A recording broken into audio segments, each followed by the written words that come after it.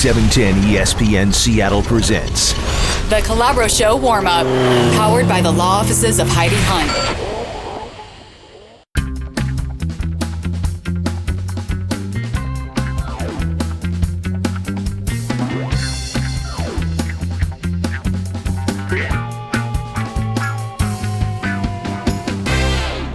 Welcome to the warm-up. Kevin Calabro, the go-to guy, Jim Moore here on 710 ESPN Seattle. A whole lot of college football and pro football coming your way today, beginning at 3 o'clock. Pete Carroll press conference at 3 o'clock.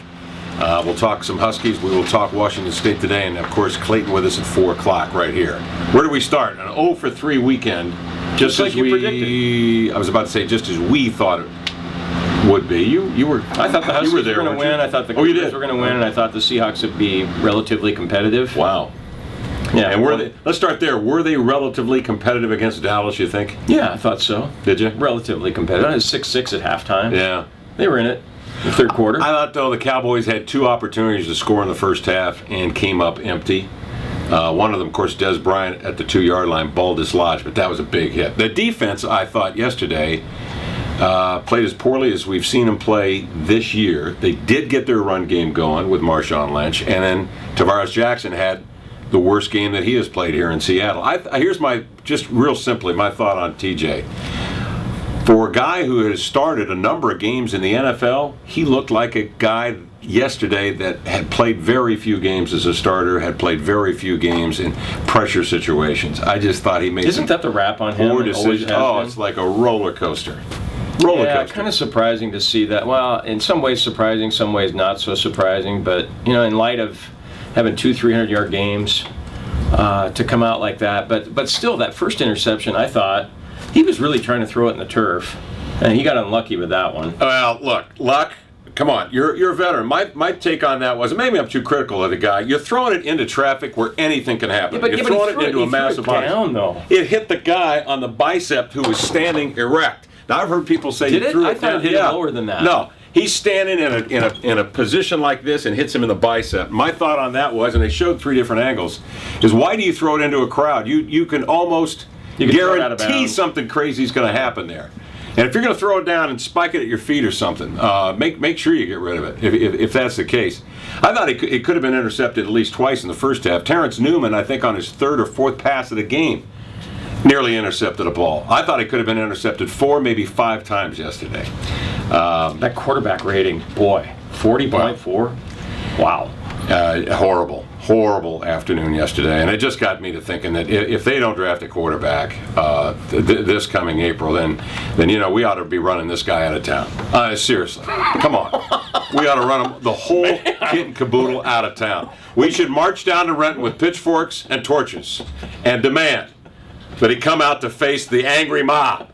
Are you talking about running Pete Carroll out? I'm talking about running everybody in that building out. Schneider? They all got to go. I like Schneider. I like Schneider, but you got to go. Look. Did you hear Sark today? Sark says he'd draft Barkley ahead of Luck. And I love that because it just stirs this whole pot now. It just gets things going. If you take him ahead of Andrew Luck, it means that Robert Griffin III out of Baylor, and I was doing a game in Arkansas this weekend with a couple of folks from Texas who have seen this fella play a lot, Robert Griffin III. They say he is the real deal, Jim. 6'1.5", smart as a whip, came to school early, is finishing early, scholastically is off the chart. Was a world-class high hurdler, finished the 11th in the Olympic trials. They beat Missouri over the weekend. He had 4 touchdowns, 1 on the ground, over 400 yards, total yards. They make this guy sound like he is the real deal. This quarterbacking universe could be deeper than we think coming up here, and the Hawks are positioned in there about 3rd or 4th among the teams that are going to pick for a quarterback. They could get lucky and get the right guy. Wouldn't that be something? Yeah, well, at this point, Jackson's had too many performances like yesterday's to lead you to believe that he's never going to be that guy. Like Horizon Air flying in the from Vancouver to Seattle, all over the air. Well, and then they have the Ravens this week. Oh, if he couldn't do it against the Cowboys, granted they're going to be at home, but man, and the Ravens. That Ravens defense. They were magical last night against the Steelers. That pass to Torrey Smith in the end zone that he drops. And then 4 or 5 plays later, the kid makes a great catch after he pushes off on a guy. How did the Steelers let him get behind their defense at that point? Well, like this. That's what I was thinking. move. That's what I was thinking. They got away with the one drop. Yeah. And then Bolden dropped it across the middle. Bolden dropped it wide open. Wide open. So all kinds of drops. The Huskies had drops. Well, they did. The Cougs had drops. They did. Aguilar had a couple that I remember. But no, the Huskies were fun to watch. And at Washington State, notice we've avoided the topic. At Washington State, there's a big decision that will probably be made sooner rather than later. I thought it might happen today. Yeah, I did too. Well, maybe tomorrow. If it doesn't happen this week, it's certainly going to happen at the end of the season. Yeah, I think, yeah. Okay, and you know what we're talking about because we're all adults here. We'll be joining you at 3.